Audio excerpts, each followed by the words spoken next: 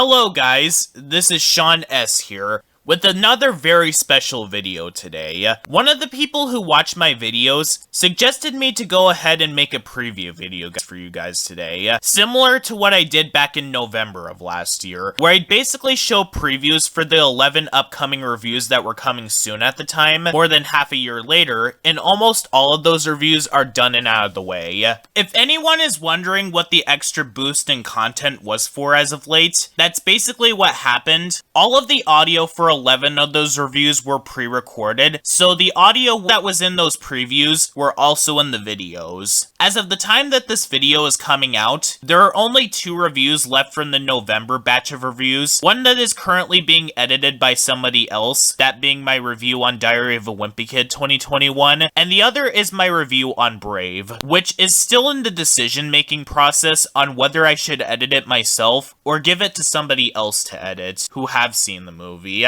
And during that point in time, I gained 2 new people to help with the editing on the reviews. One of which I'll keep a surprise until I release the review that he's editing, and the other is Sam V, who has edited 4 videos so far. And on the editing side for him, there's still some work that does need to be ironing out on his side of things. His audio balancing could get distracting at points, and he'd often forget some extra things that I put in the script, and had also misplaced certain sequences too. The Tom and Jerry 1992 movie review had legitimate editing mistakes that I asked him to go back and fix, and with pretty similar results after he gave me the second version, with the background music getting way too loud, I decided to swap movies instead, where the Tom and Jerry 2021 movie will be later in the binge list, while the 1992 movie will be here for right now. And this is quite an interesting episode, I might add, to the point where I had to go back and fix the mistakes that were in both versions of the video. Even though it ended up being exhausting and time-consuming, the second review he edited, my review on Storks, turned out a lot better, but the background music got way too high, given that Tulip holds the letter with her hand right before the baby gets made.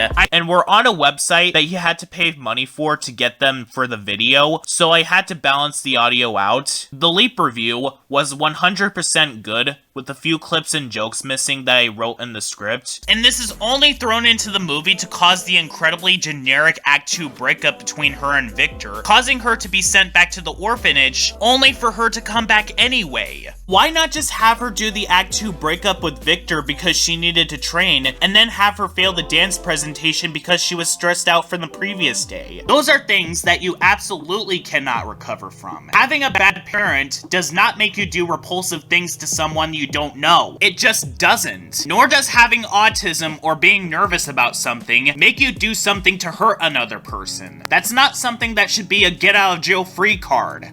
Pacifica Northwest from Gravity Falls and Amity from the Owl House work in this case, because the worst things that they've done in their early appearances was act snobby, and that's it. Which is why you see the regular colored Sean's Yearly Reviews logo on a few clips in the video, and the Tom and Jerry 2021 movie was also 100% fine. And I was tempted to go back and fix the audio because of the background music, but then I remembered that getting the background music was impossible, but Sam V does still have enough time to iron out these issues, because he did tell me that he's still new to editing. And just to be clear, I did give Sam V unlimited time to edit these reviews, even though they did take a while to get sent to me, because Sam V told me that his internet was pretty slow, so he does still have time to fix these issues. Given that I'm not sure if he saw the movies I'm showing previews of in this video, Sam V did volunteer to edit the reviews on the Tom and Jerry 1992 movie, Storks, and Leap. And I was always planning on having him edit the review on the Tom and Jerry 2021 movie because I know that he saw the movie.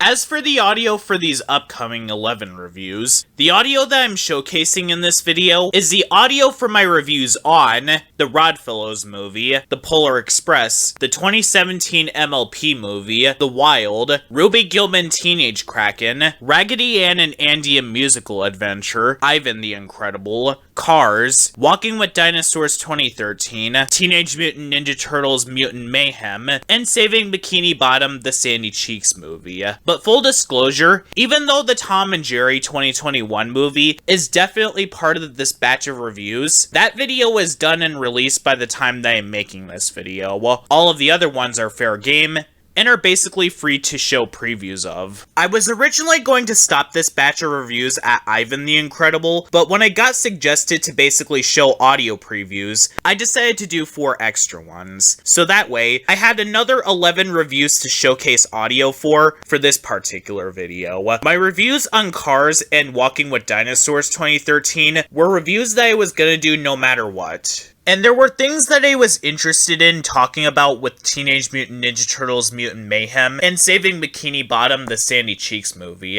which I know the latter is not out at the time that this video is coming out, but I watched the movie when it got leaked, and there were things that I wanted to say about it. That review won't be out for a while though, so I did the audio in advance as I wrote the script from memory in regards to what happened in the film. And some of the audio for these upcoming reviews ended up being way longer than I expected, particularly for my reviews on the Rodfellows movie, The Wild, and Ivan the Incredible. Movies which I have some very choice words to say about in particular, with the shortest of them all being my review on Teenage Mutant Ninja Turtles Mutant Mayhem, while the others go over 10 minutes. And there are a lot more animated movies that I do plan on talking about at a later date that I'm actually thinking about keeping a surprise from now on, but still pre-recording and editing the audio, like Elemental, which is fine, even though it's kind of predictable, and the film gets way too close for legal comfort with that old Fireboy and Water Girl Flash game, or Raya and the Last Dragon, which has one of the worst messages that I've ever seen in a Disney movie that is dangerous for anybody of any age, which has the same amount of subtlety as Captain Planet. But all of this is for the future. I don't really feel the need to really show audio previews, since the audio for those reviews will be done one at a time, as opposed to these reviews, which have been done at the same time audio-wise. Anyways, without further ado, let's get this preview started.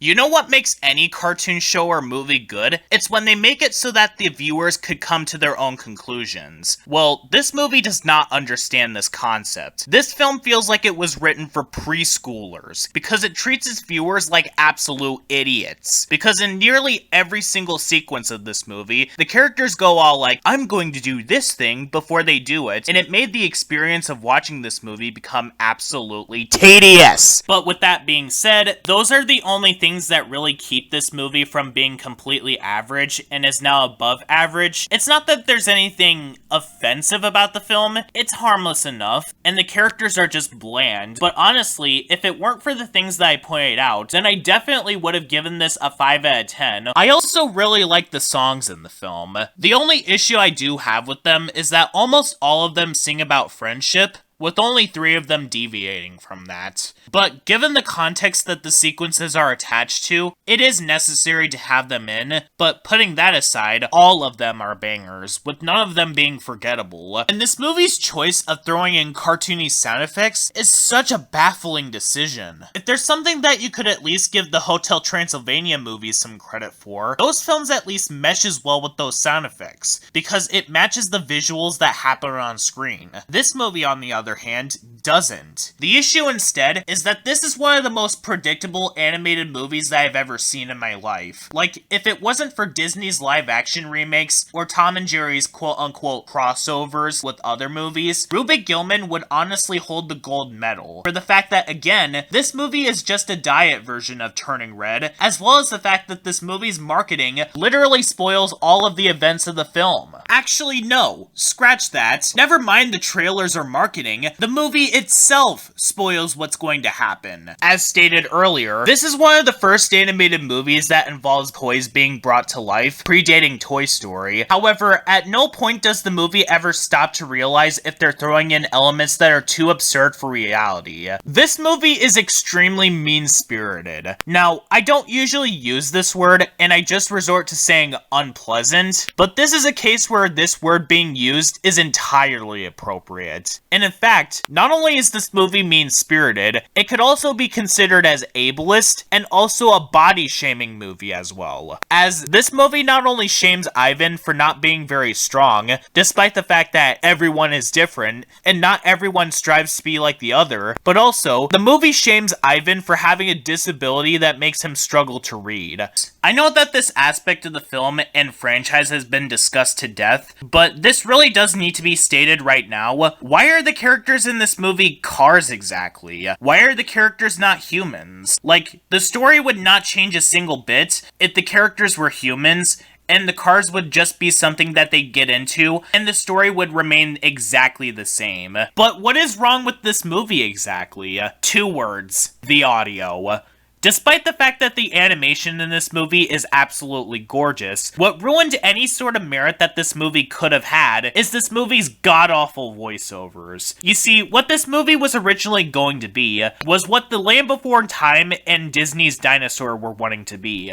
That being, a film that was completely silent. But just like those films, this movie decided to have all of them talk so that the kids could understand what's going on. However, at least those movies had the characters move their mouths while talking, and in the case of The Land Before Time, it had moments where characters would stop for a second so that the emotional scenes hit better. This movie, on the other hand, does not do that. And in spite of the fact that the other aspects of this movie are hardly focused on, the best aspect of this movie is definitely Master Splinter. What I will say about this movie right now is that it did have a ton of potential to be something very special. Granted, spin-offs regarding characters that are about characters that should share the spotlight, not take it up, are extremely infamous. That's why Planet Sheen is such a hated show, and why people don't like Cars 2. Because they aren't able to carry their own shows or movies, making their one gimmick overstay their welcome. But Sandy Cheeks is actually very different. I can see a movie revolving around Sandy working just fine. The show itself had even made episodes where it's just Sandy on screen for a few minutes, and she was able to work just fine on her own. You don't even need to make this an origin story.